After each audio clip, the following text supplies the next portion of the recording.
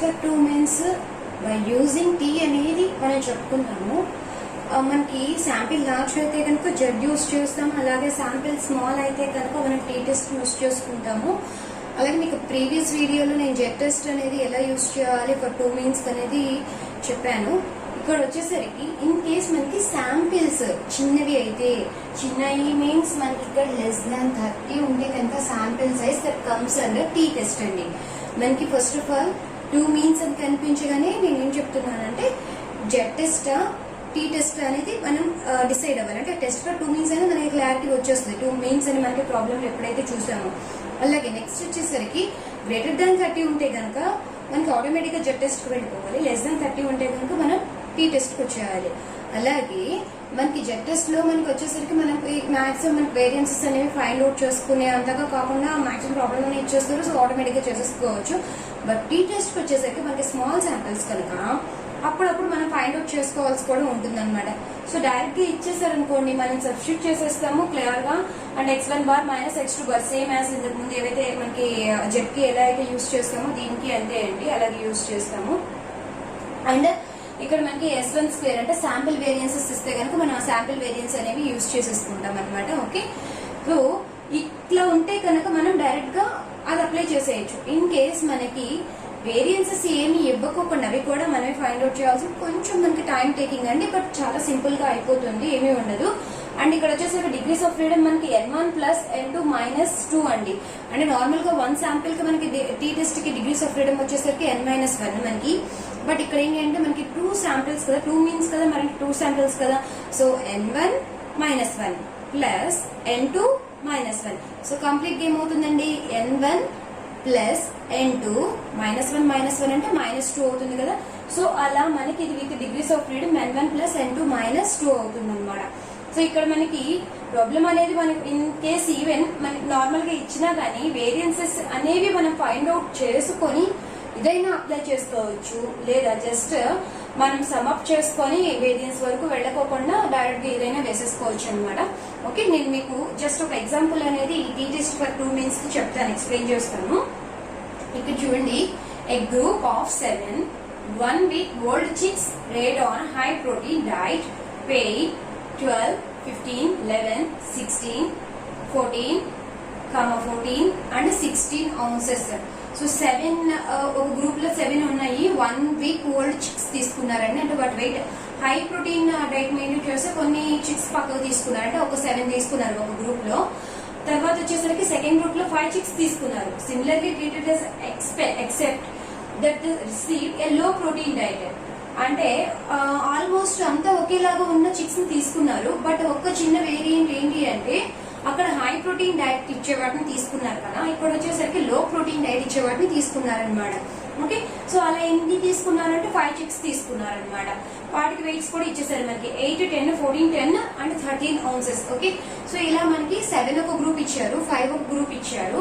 And next అలాగే వాటికి అన్ని కామన్ గా ఉన్నాయి. అదర్ థింగ్ మనకి అదర్ దాని ఏంటి అంటే ఒక వెయిట్ ఒకటి ప్రోటీన్ డైట్ అనేది ఒక దాని మీద బేస్ చేసుకుని ఆ వెయిట్స్ అనేవి వాళ్ళు తీసుకున్నారు. సో ఇప్పుడు ఏం చెప్తున్నారంటే మనకి tested 5% LOS level of significance whether there is significant evidence that additional protein has increased the weight of chicks. అంటే ఇప్పుడు పైన ఉన్న హై ప్రోటీన్ డైట్ ఇచ్చే చిక్స్ అలాగే లో ప్రోటీన్ ఇచ్చే డైట్ ఇచ్చే చిక్స్ కి రెండింటికి మనము ఆ మీన్స్ కి ఆ డిఫరెన్సెస్ అనేవి మనం చెక్ చేసి ఆ హై ప్రోటీన్ డైట్ వల్ల ఏదైనా అసలు యూజ్ ఉందా, అవి ఏమైనా వెయిట్ ఇంక్రీజ్ అవుతున్నాయా లేదా చెప్పమని చెప్తారనమాట. సో మనకి ఇక్కడ వెయిట్ అనేది జనరల్ గా వచ్చేసరికి మనం మీన్స్ అనేవి అంటే ఇక్కడ మీన్ అని ఎక్కడ కనిపించట్లేదు కదా, మనం ఎందుకు అది యూజ్ చేయాలంటే ఫస్ట్ ఆఫ్ ఆల్ మీరు డేటా చూసుకుంటే కనుక మనకి నార్మల్ గా మొత్తం అయితే వెయిట్ అనేది మనం యావరేజెస్ కింద తీసుకుంటామండి. ఓకే, సో అంటే ఒక గ్రూప్ ఆఫ్ వెయిట్ అనేది ఒక సింబాలిక్ గా మనం అంటే యావరేజెస్ మీద తీసుకుంటాం. సో ఇది మీన్స్ అనేది అక్కడ అన్నా కొంచెం మనం ఐడెంటిఫై చేయొచ్చు. అండ్ నెక్స్ట్ ఏంటి అంటే ఇక్కడ మనకి వేరియన్సెస్ చెక్ చేయమని ఏమీ ఇవ్వలేదు. అలాగే మనకి ఎప్పుడైతే కౌంటబుల్ వాల్యూస్ అనేవి ఉండవో అప్పుడు ప్రపోర్షన్స్ అనేవి ఉంటాయి. సో అప్పుడు మనకి ఏమన్నా కన్ఫ్యూజ్ అయితే కనుక ఒక ప్రపోర్షన్ కి వెళ్ళాలా, లేకపోతే మీన్స్ కి వెళ్ళాలా, లేకపోతే వేరియన్సెస్ కి వెళ్ళాలా అనేది డైరెక్ట్ గా ఇక్కడ మనకి వాల్యూస్ అనేవి ఎప్పుడైతే ఇచ్చేసారో ఆటోమేటిక్ గా మనం మీన్స్ కి జనరల్ గా వెళ్తామో ఆ టెస్ట్ లే మనకి డైరెక్ట్ గా ఉంటాయి. సో బేస్డ్ ఆన్ ప్రాబ్లం మనకి ఇక్కడ వచ్చేసరికి మీన్స్ అనేది అయితే క్లియర్ గా తెలుస్తుంది. అండ్ నెక్స్ట్ థింగ్ వచ్చేసరికి అది జెడ్ లోకి వెళ్తుందా టీ లోకి వెళ్తుందా అంటే 7 ఇచ్చారు శాంపిల్, ఇంకో శాంపిల్ వచ్చేసరికి 5 శాంపిల్ అండి. ఒకటి 5 చిక్స్ ఉంది, ఒకటేమో 7 చిక్స్ ఉన్నాయి. ఓకే, సో 2 గ్రూప్స్ మనకి ఇలా డివైడ్ చేశారు. సో మనకున్న 2 శాంపిల్స్ కూడా small size samples which is less than 30. ఎప్పుడైనా లెస్ దాన్ 30 ఉందంటే కనుక automatically go for some t test వెళ్ళిపోతామండి. ఓకే, సో ఇప్పుడు చూడండి, యాజ్ యూజువల్ గా అండి మనం టెస్టింగ్ ఆఫ్ హైపోథెసిస్ వచ్చేసరికి నల్ హైపోథెసిస్ ఏం స్టేట్ చేసుకుంటాము, there is no significant difference between the 2 means. Okay, so ఇక్కడ కూడా మనం 2 మీన్స్ కి రెండు ఒకటే పాపులేషన్ నుంచి వచ్చినాయి, దాని రెండింటికి ఏ డిఫరెన్స్ లేదని ఫస్ట్ ఆఫ్ ఆల్ తీసుకుంటున్నాము.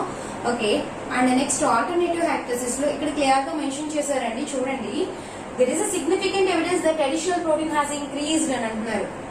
ఈ చిన్న పాయింట్ చూసుకోండి. అంటే నార్మల్ గా యాజ్ యూజువల్ గా మనకి నాట్ ఈక్వల్ టు పెట్టేస్తే అయిపోతుంది అని అనుకోవద్దు. Additional protein has increased. Additional protein మనకి ఎక్కడ ఇచ్చారండి, 7 గ్రూప్ తీసుకున్న దానికి ఇచ్చారంటే ఇదే గ్రూప్ ఫస్ట్ గ్రూప్ అనమాట. అంటే ఏమన్నారు, అడిషనల్ ప్రోటీన్ ఇచ్చింది ఎక్కువగా ఉందా అని అడుగుతున్నారు. కాబట్టి ఇంకో ఆల్టర్నేటివ్ వచ్చేసరికి μ1 అంటే ఫస్ట్ గ్రూప్ లోనే కదా మరి అడిషనల్ ప్రోటీన్ ఇచ్చింది. అడిషనల్ ప్రోటీన్ ఇస్తున్నప్పుడు మనకి వెయిట్ కూడా మరి ఎక్కువగా ఉండాలి కదా. సో అందుకని చెప్పి μ1 is greater than μ2. Okay, so ఇప్పుడు ఇక్కడ మనకి టెస్ట్ అనేది చేంజ్ అవుతుందండి, 1 టైల్డ్ టెస్ట్ అవుతుంది అనమాట. ఓకే, సో బేస్డ్ ఆన్ ఇప్పుడు ఈ 1 టైల్డ్ టెస్ట్ అనేది మనకి ఎందుకు వచ్చింది, ఇన్ కేసు మనకి డిక్రీజ్డ్ అని అన్నారు అనుకోండి, ఇక్కడ సపోజ్ ప్రాబ్లమ్ లో లో ప్రోటీన్ డైట్ అనేది డిక్రీజ్ అయిందా అని చెప్పంటే కనుక దాన్ని మనం ఇది చూసుకుంటాం అనమాట. μ1 లెస్ దాన్ μ2 అని చూసుకున్నాం. సో బేస్డ్ ఆన్ మనకి ఏదైతే అక్కడ అడుగుతున్నారో దాన్ని బేస్ చేసుకుని మనకి ఇక్కడ ఆల్టర్నేటివ్ హైపోథెసిస్ అనేది చేంజ్ అవుతూ ఉంటుంది. ఓకే, అండ్ నెక్స్ట్ స్టెప్ లో మనకి ఇంకా ఏమేమి ఇచ్చారు చూడండి, N1 ఇచ్చారు 7 ఉంది, అండ్ N2 ఇచ్చారు 5 ఉంది. ఇంకా అదర్ దాన్ దట్ మనకు ఉన్నవి ఏంటి అంటే జస్ట్ ఆ వెయిట్స్ తప్ప ఇంకేమీ లేవండి. బై యూజింగ్ ఈ వెయిట్స్ ఒకటి ఈ వాల్యూస్ యూజ్ చేసుకుని రిమైనింగ్ అంతా కూడా మనం ఫైండ్ అవుట్ చేసుకోవాలి. Okay, so first of all మనకి ఒక్కసారి మీరు ప్రాబ్లమ్ పక్కన చెప్పిన ఫార్ములా చెక్ చేసుకున్నట్లయితే కనుక మనకి వెయిట్స్ కావాలి అంటే కనుక యావరేజెస్ కావాలి first of all. And next వచ్చేసరికి యావరేజెస్ వచ్చేసిన తర్వాత మనకి నార్మల్ గా స్టాండర్డ్ డీవియేషన్ అనేది మనం ఫైండ్ అవుట్ చేసుకుంటాం కదా. సో నేను చాలా మాక్సిమం సింపుల్ గానే అయిపోయేలాగా చెప్తాను, ఒక్కసారి ఇలా ట్రై చేసి చూడండి ఈసారి.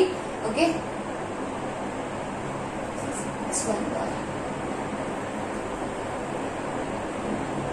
సో మనకి ఇచ్చిన వాల్యూస్ x1i వాల్యూస్ లో ఏమి ఇచ్చారు, ఫస్ట్ గ్రూప్ లో వచ్చేసరికి మనకి 12, 15, 11, 16, 14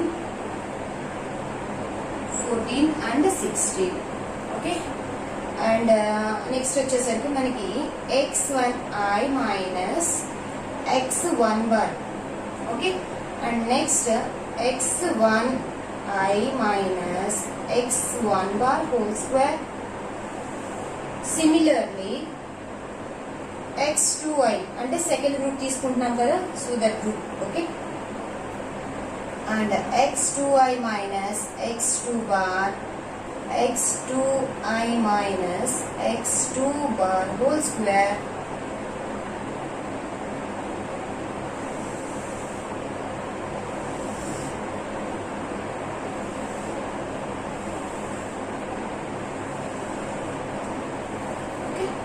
అండ్ x2i వచ్చేసరికి మనకి 8, 10, 14, 10, 13. ఓకే, సో ఫస్ట్ మనం యావరేజెస్ ఫైండ్ అవుట్ చేద్దాం, ఎందుకంటే x1 బార్ కావాలి x2 బార్ కావాలి కదండి మనకి. సో యావరేజెస్ ఫైండ్ అవుట్ చేసుకుంటే సరిపోతుంది. మనం first 12 plus 15 plus 11 plus 16, 14 plus 14 plus 16. Okay, total is 98 and the mean is going to be x1 bar equal to, so మనకి sum by number of items కదా, ఎన్ని items ఉన్నాయండి first group లో 7 కదా, so which is equal to మనకి x1 bar వచ్చేసరికి 14 వస్తుంది. Okay, 98/7. And next ఇక్కడ చూస్తే కనుక సెకండ్ గ్రూప్ లో చూస్తే 8 plus 10 plus 14 plus 10 plus 13. So the total is 55. Summation X వచ్చేసరికి మనకి 55 వచ్చిందండి. And x2 bar equal to 55 by ఇక్కడ నెంబర్ ఆఫ్ ఐటమ్స్ ఎన్ని ఉన్నాయండి, n2 వాల్యూ వచ్చేసరికి 5 కదా. సో 5. సో నా x2 బార్ ఈక్వల్ టు వచ్చేసరికి మనకి 55 by 5 which is nothing but 11. Okay, so మనకి x1 బార్ వచ్చేసింది, అలాగే x2 బార్ కూడా వచ్చేసింది. Now each and every element లో నుంచి మనకి మీన్ అనేది ఇప్పుడు మైనస్ చేస్తుంది. ఓకే, సో ఇక్కడ 12 minus 14 which is nothing but minus 2. And next 15 minus 14 1, 11 minus 14 minus 3, 16 minus 14 2, 0 0 2. Okay, and square 4 1 9 4 0 0 4 10. So the total is 22. Okay, so which is nothing but మనకి కావాల్సింది summation x1 I minus x1 bar whole square. Okay, ఈ part use చేసుకుంటే సరిపోతుంది. And next ఇక్కడ కూడా చూసుకుంటే కనుక 8 x2 bar వచ్చేసరికి 11 కదండి. So 8 minus 11 which is nothing but minus 3. Next 10 minus 11 minus 1, 14 minus 11 which is nothing but 3, 10 minus 11 minus 1, 13 minus 11 2. Now it is a 9 1 9 1 2. Okay, the total value is 22. Okay, so ఇది వచ్చేసరికి మనకి x summation x2i minus x2 bar whole square. Okay, so ఇప్పుడు values అయితే మనకి వచ్చేసినాయి. నార్మల్గా n1 లోనే n2 కూడా వచ్చేసినాయి, మనకి అన్ని ఉన్నాయి కదా. తీసుకొని ఫార్ములా సబ్స్టిట్యూట్ చేసేసుకుందామండి. మనం S1 standard deviations find out చేసుకుని పైది అప్లై చేసే కన్నా సింపుల్ గా ఇక్కడ సమ్మేషన్ అన్ని వచ్చేసినాయి కదా. So better to go for a second formula అండి. అందుకని నేను మీకు ఆల్టర్నేటివ్ గా ఈ ఫార్ములా కూడా వేసాను. ఓకే, ఈ 2 ఫార్ములాస్ లో ఏది అప్లై చేసినా పర్లేదు. మనకి డైరెక్ట్ గా స్టాండర్డ్ డీవియేషన్స్ ఇచ్చేస్తే కనుక ప్రాబ్లమ్ లో అంటే మనకి వాల్యూస్ కాకుండా సమ్ ఇన్ని ఐటమ్స్ ఉన్నాయి with standard deviation, sample standard deviation అని చెప్పాలి, అమౌంట్ అనేది ఏమైనా ఇచ్చేసనుకోండి, డైరెక్ట్ గా వాల్యూ అనేది ఇచ్చారనుకోండి, అట్లాంటి సిచ్యువేషన్ లో మనం అది అప్లై చేస్తే చాలా సింపుల్ గా ఉంటుంది. లేదు అంటే కనుక ఇట్లా ప్రాబ్లం ఇచ్చి మనమే ఎస్డి ఫైండ్ అవుట్ చేసుకుంటే కనుక better to go for this second formula అనమాట. ఏదైనా యూస్ చేసుకోవచ్చు అండి as your wish. Okay, so ఇప్పుడు మనం సబ్స్టిట్యూట్ చేసుకుంటే కనుక నాకు T value would be x1 bar minus x2 bar which is nothing but 14 minus 11 whole divided by square root of ఎంత వస్తుందండి. ఫస్ట్ దానికి సమ్మేషన్ వచ్చేసరికి మనకి this is a 22 plus and x2i minus 2 this is also 22 by n1 plus n2 minus 2 which is nothing but n1 వచ్చేసరికి మనకి 7 ఉన్నాయి, n2 లో వచ్చేసరికి 5 ఉన్నాయి, minus 2. Okay, and into 1 by n1 which is nothing but 1 by 7 plus 1 by 5. Okay, so మొత్తం మనం calculate చేస్తే కనుక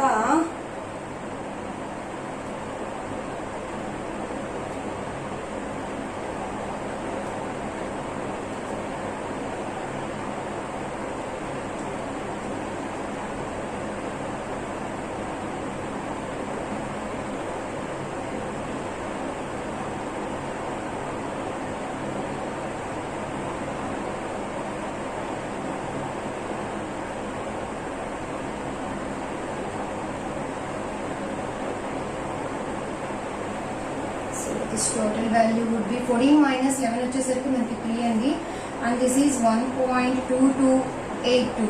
okay, so and this is now 3 divided by 1.2282 which is equal to 2.44259 which is nothing but 259 అంటే 26. Okay, 4 digits. ఇప్పుడు మనకి ఇది tea test కదండి. ఎంత లెవెల్ ఆఫ్ సిగ్నిఫికెన్స్ దగ్గర ఉన్నారు, 5% లెవెల్ ఆఫ్ సిగ్నిఫికెన్స్ అన్నారు. అండ్ దట్టు ఇది మనకి 1 tail టెస్ట్ 2 tail టెస్ట్ అని చూస్తే కనుక దిస్ కమ్స్ అండర్ మనకు 1 tail టెస్ట్ కింద ఉంది. సో 1 tail టెస్ట్ లో 5% దగ్గర ఇప్పుడు మనకి టీ వాల్యూ అనేది చెక్ చేసుకుంటే కనుక మనకి సో మనకి డిగ్రీస్ ఆఫ్ ఫ్రీడమ్ అలాగే ఎంత వచ్చిందంటే డిగ్రీస్ ఆఫ్ ఫ్రీడమ్ ఒకటి క్యాలిక్యులేట్ చేసుకోవాలి కదా. So 7 + 5 - 2 which is nothing but 10 degrees of freedom అవుతుంది. Okay, one tail test, two tail test అని మనకి క్లియర్ గా ఉంటాయండి మనకి టేబుల్ వాల్యూస్ లో. సో ఈ టేబుల్ వాల్యూస్ లో మనం వన్ టైల్ టెస్ట్ దగ్గర 5% దగ్గర మనం చూస్ చేసుకోవాలి. అండ్ డిగ్రీస్ ఆఫ్ ఫ్రీడమ్ వచ్చేసరికి మనకి 10 డిగ్రీస్ ఆఫ్ ఫ్రీడమ్ కదా. So 1.812 value. So t table value వచ్చేసరికి టీ క్యాలిక్యులేటెడ్ వాల్యూ మనకి 2.44 అండి. టేబుల్ వాల్యూ వచ్చేసేసి మనకి 1.812.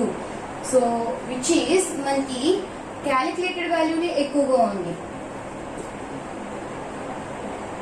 Table value. Okay, so this is మనకి calculated value. When compare to calculated value తో కంపేర్ చేస్తే t 2.4426 which is greater than 1.812. So మనకి table value కన్నా క్యాలిక్యులేటెడ్ వాల్యూ ఎప్పుడైతే గ్రేటర్ గా ఉంటుందో automatically reject H0 and accept alternative hypothesis. So అంటే alternative hypothesis accept చేస్తున్నాం అన్నమాట. ఆల్టర్నేటివ్ హైపోథెసిస్ లో ఏం చెప్పామండి, ఏదైతే మనం అడిషనల్ గా హై ప్రోటీన్ ఇస్తున్నామో అది అడిషనల్ గా వెయిట్ అనేది ఇంక్రీజ్ అవుతుంది అని చెప్పేసి చెప్తున్నా. అంటే ఒక ఎవిడెన్స్ అనేది ఉందా లేదా అని అడుగుతున్నారు. సో ఇప్పుడు మనకి టెస్ట్ యూస్ చేసుకుంటే ఆటోమేటిక్ గా అక్కడ మనకి ఏం ప్రూవ్ అయ్యింది, ఈ రెండు ఈక్వల్ కాదు. అంటే 2 శాంపిల్స్, ఒక హై ప్రోటీన్ యూస్ చేసేది, లో ప్రోటీన్ యూస్ చేసేది శాంపిల్స్ కి ఒకటే టైప్ ఆఫ్ వెయిట్ అనేది లేదు అని చెప్పి మనకి క్లియర్ గా అర్థమైపోతుంది అనమాట. ఆల్టర్నేటివ్ హైపోథెసిస్ లో వచ్చేసరికి ఫస్ట్ ఎక్కువ వెయిట్ ఉంటుంది, సెకండ్ వచ్చేసరికి లో వెయిట్ ఉంటుంది అని చెప్పి క్లియర్ గా మనకు తెలిసిపోతుంది. So that is the reason ఎందుకని ఇక్కడ మనకి ఏంటి అంటే హై ప్రోటీన్ ఇస్తున్నాము కాబట్టి ఫస్ట్ గ్రూప్ లో వెయిట్ ఇంక్రీజ్ అయింది, లో ప్రోటీన్ ఇస్తున్నాం కాబట్టి కొంచెం మనకి తక్కువగా ఉంది వెయిట్ అనేది. సో ఇట్లా మనం టీ టెస్ట్ అనేది యూజ్ చేసుకోవచ్చు. చెప్తున్నాం కదా సింపుల్ గా డైరెక్ట్ గా విత్ స్టాండర్డ్ డీవియేషన్ అని చెప్పేసి కనుక ఆ ఫస్ట్ ఫార్మ్ లో యూజ్ చేసుకోండి. లేదు అంటే కనుక చక్కగా ఇలా అమౌంట్ అంటే ఇలా తక్కువ వాల్యూస్ ఉంటాయి కాబట్టి మనం క్యాల్కులేట్ చేసుకోవడం సింపుల్. మీకు ఇంతకు ముందు ప్రీవియస్ వీడియోలు చెప్పారు, జెడ్ టెస్ట్ కి అయితే కనుక మనకి ఇట్లా ఇచ్చారు అంటే కనుక మనకు తెల్లారిపోతుంది అనమాట ఎగ్జామ్ లో క్యాల్కులేట్ చేయడం. జనరల్ గా ఇవ్వరు, డైరెక్ట్ గా ఇచ్చేస్తారు వాల్యూస్ వచ్చేసి. బట్ టీ టెస్ట్ కి అయితే మాత్రం మీరే క్యాల్కులేట్ చేసుకోవాల్సి ఉంటుంది. Some times based on hour లెక్క అనమాట. ఎగ్జామ్ లో ఎలా వస్తుంది అనేది మనకి క్లియర్ గా చెప్పలేము కదా. సో మీకు నా వీడియోస్ నచ్చితే కనుక లైక్ చేయండి, షేర్ చేయండి, and please do subscribe. Okay, thank you.